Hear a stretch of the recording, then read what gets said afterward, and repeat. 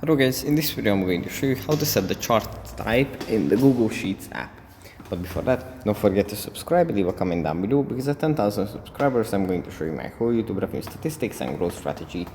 So without further ado, let's just jump right into it. First we have to open up Google Sheets.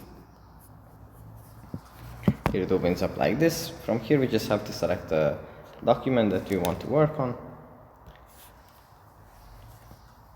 And after it loads, we can start editing the chart.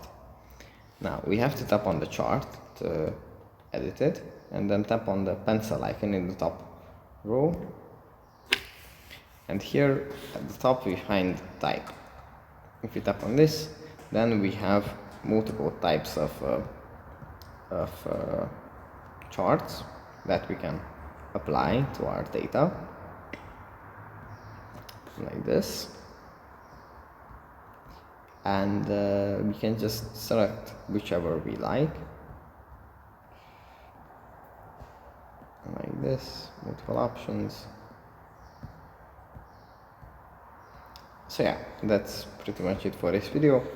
Hope it was helpful for you guys, and I'll see you in the next one. Bye.